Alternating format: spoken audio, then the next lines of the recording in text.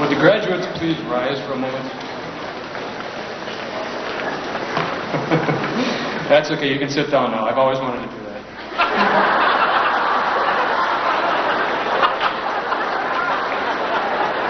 So, how's everybody feeling tonight? Okay, good.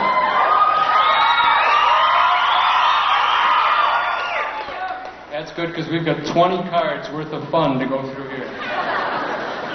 Before I get the ball rolling, I just want to ask one question of you.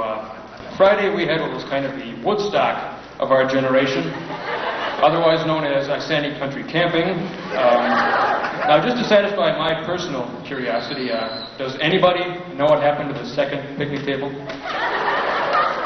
I'm just wondering. All right, then, let's get the speech started here. I'd like to thank you all for giving me the opportunity to speak tonight. It's kind of been one of my lifelong dreams to ramble on incoherently in front of a group of 2,000 people. And I should warn you that I've never been to a graduation before, so I really don't know how these things work or what they say in these speeches. I wrote this speech at lightning speed under severe mental strain. It's kind of a straight-from-the-gut effort. They didn't give me any real guidelines to follow, so basically you're stuck with what I wrote. One thing I am going to promise you, though, is that I'm not going to try to preach to you or tell you how to run your life, because I know I hate it when people do it to me, but I am going to offer a few simple suggestions, and you can take them or leave them as you like. So, here we are, 13 years of schooling, and we ended all here, in a crowded, sweaty auditorium, and wearing goofy hats. High school has probably meant something different to each one of us, but whatever your impression of it was, leaving it is still sort of an odd experience. This is really the end of chapter 1 for us and the beginning of the next. And you may miss some things. There's people who you've known for years who you may never see again, and of course the big obvious one you'll miss is the chicken fried steak. I'm sorry, I had to take a cheap shot at the food. It's kind of a mandatory joke for these things. You know, I don't have any easy answers, but I've been doing some thinking lately, and I've tried to work a few things out. Why? Well, basically, life begins right here tonight, and after this, you're on your own. After tonight, we really don't exist as a class anymore. That's all gone, dead, and buried, and the only thing left is you. So what are you going to do about it? Here we are, standing on the brink of the rest of our lives, and what's probably on your mind at this point in time happens to be the topic of my speech, life. What's it all about, and what's in it for you? Nobody really understands what life is supposed to mean. Why are we here? What are we doing? Where are we going? Are we being charged for this? I don't know. The best we can do is speculate and guess, dream up theories of what it's all about. Now, there are two major approaches to life, and these are also the simplest. These are what I like to call the bumper sticker versions of life. One version can be summed up best as, don't worry, be happy, shop till you drop, etc., etc. And on the other extreme, we have life sucks, and then you die. Somewhere between these two lies the truth. And as we go from day to day, we realize that life isn't a continual beach party, but it's not a continual funeral either. It was the best of times, it was the worst of times, however you want to put it. Now what you want to do is to try to tip the scales in your favor. The whole key to this is to be able to squeeze as much of the good stuff out of life as possible. There's a song by Louis Armstrong called It's a Wonderful World, and it really is when it comes down to it.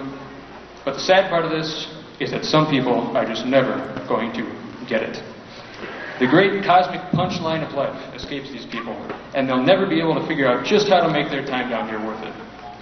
Because many people become so brain dead, so ruined by the monotony of school or their job or whatever, that they just can't see the good stuff when it comes along. These people approach life like it's a movie, where they can only watch and see how it eventually turns out, and the reel winds on, and they think they have no control over what's happening. They don't realize, they won't acknowledge, they don't even dare to look back at the projection room to see what's really going on. Now, some people might get up enough guts to go knock on the door, and then others would just go kick it in and take control of the whole works, and that is the ideal way to approach life. I mean, we've only got so much time down here on the big blue ball, so don't blow it. Let me illustrate. Let's say that this is you. Okay? It's only a Star Wars figure. I know it's corny, but you get the idea. This is you, and from here to the floor is life. And you're going to go through life about this fast. Boy, it just flew right by, didn't it? So don't fall into this trap of, oh, I'll do it tomorrow, or it'll happen someday, because, hey, you only get one spin around. You can't put in another quarter and play again. I'm sorry, that's the way it is. I don't make up the rules. Now, there's a phrase I hate. I don't make up the rules. Is anyone out there familiar with the term bureaucrat? Well, if you aren't,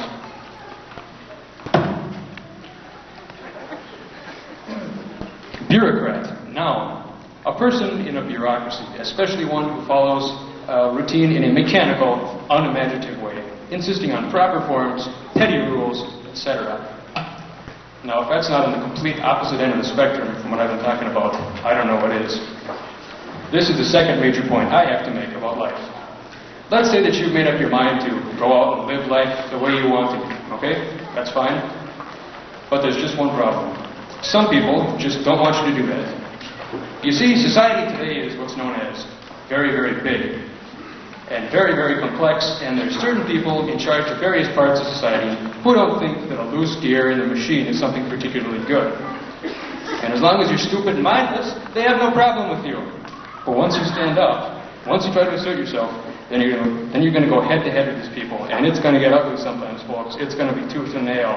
They got some heavy hitters. You're going to run into the bureaucrats, the slimes, the dogs, the junior executives on the make. And they're going to try to wear you down. They want to drain the fight out of you because, boy, there's a world to run out there and we can't have anybody rocking the boat. And they're going to want you to toe that line and smile that smile and shake that hand and join that club and golly gee and send your 1995 into KTEL Records. But you're better than that. We're better than that. It's 1989, 5 years after 1984, but there's still room for the one man, the one woman to walk out into the world and tread their own path, do their own thing. And you know, that's the way it should be. So please, don't become the yes-man zombies of tomorrow. I don't want to come back to the 10-year reunion to see a bunch of lobotomy cases. Keep that wild look in the eyes. Go shake things up out there. Cut loose, take it to the limit, kick that baby into high gear and let it fly. Well, I suppose I should let Dr. Renz put in a few words sometime today, so let me close with this. Like I said before, tonight's our last night together as a class, and after this, everybody goes their separate ways. And I don't know where you're going to be in 10, 20 years, but wherever you are, the bars or the back alleys, the glass office towers and the New York penthouses, the factories or the art galleries, just try to keep some of this stuff in mind. Be able to look back with no regrets, and what can I say? You'll have won. And for now, the night is young.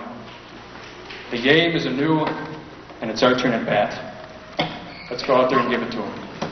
Thank you very much.